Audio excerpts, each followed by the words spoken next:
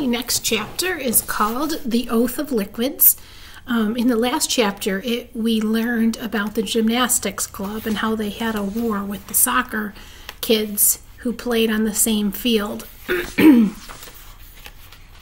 at the end of the chapter, Ivy said there was an emergency situation and she pointed to the girls' bathroom. So maybe we'll find out what's going on in the bathroom today. "What?" said Emma. "What?" said Zuzu. "You don't see it?" said Ivy. "What are you talking about?" asked Emma. Bean didn't say anything. She was watching Ivy. What was going on? "I see a bathroom. I don't see any emergency situation," said Zuzu. She patted the little pink bow in her hair. Ivy stopped pointing inside.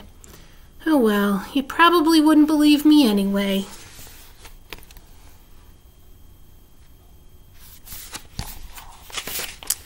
"I'd believe you," said Bean. "Anyway, you have to tell me because of the oath." 2 Saturdays ago, Ivy had told Bean about blood oaths.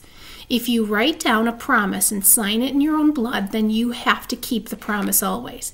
If you didn't, the blood inside your body would curdle. Bean didn't know what curdling was, so Ivy explained that it was like cottage cheese. How disgusting was that? Bean was ready to give it a try right away, but first they had to think of an oath. Bean wanted the oath to be about turning her older sister Nancy to stone. Maybe not forever, but at least for a month at least. Ivy said no, it had to be something they could do for sure. There's a little picture of Nancy turned to stone. Kind of like just a little dream of Bean's. In the end, they promised to tell each other all their secrets for the rest of their lives. Ivy wrote the words down with a silver marker. It looked very fancy. The problem was that the oath had to be signed at midnight. They tried for 3 days. Ivy tried staying awake until midnight. Bean tried waking herself up at midnight. They both tried sleeping on the floor so that they would be really uncomfortable and wake up. Nothing worked. Ivy said it would be almost the same if they did it at the stroke of noon. The 2 girls squished into Bean's old playhouse, and Ivy read the oath in a very serious voice. Then she got out a pin. She held it right above her finger, ready to stab it, almost ready to stab herself. "Blood attracts vampire bats," she said suddenly. "Vampire bats?" said Bean. "Yeah, vampire bats. They drink blood. Mostly they drink cow blood, but they might get attracted to us if we sign the oath with blood." She put the pin down. Bean understood. Poking your finger with a pin didn't seem like a big deal until you were about to do it. She didn't want to poke her own finger either. They both looked disappointed. A blood oath had been such a great idea.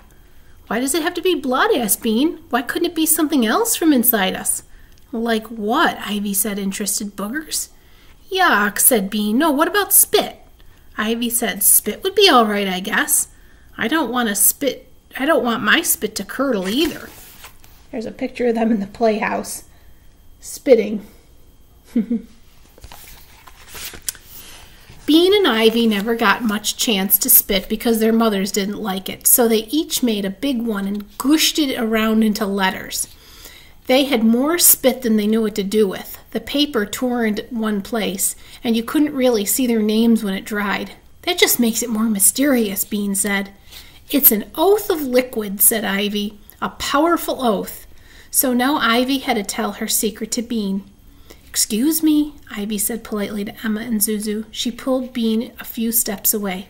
"This morning," whispered Ivy, "when I went to the bathroom, I got a funny feeling, like I was walking through a cold mist. And even though it was warm, I began to shiver. My teeth were chattering like this." Ivy smacked her teeth together. "And then I heard this strange whining voice like this." Ivy squealed with her mouth closed. Bean didn't know what she was talking about. Was it someone locked in a stall, she guessed? "No, don't you get it?" Ivy's eyes glowed. "Get what?" "It's a ghost. The bathroom is haunted," Ivy shouted. Bean spun around to look at the school. The long, open breezeway was dotted with blue doors. The 1st and 2nd grade girls' bathroom was in the middle of the breezeway. Bean could see a girl coming out of the bathroom door right now. "Look!" Ivy grabbed her arm.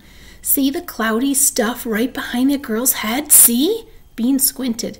The more she squinted, the more she could see a pale, milky cloud floating on the side of the bathroom door. The girl stepping out into the breezeway rubbed her arms. See? Ivy squeaked, see? She's cold because she just walked through a ghost. And then Bean could see it clearly. The pale spot grew thicker until it was a patch of fog about the size of a person. You couldn't see through it to the inside of the bathroom. I can see it, whispered Bean. Does it have yellowish eyes like flashlights? Yes, Ivy whispered, squeezing Bean's arm. Yes, it does. They looked at each other and smiled. This was even better than the blood oath.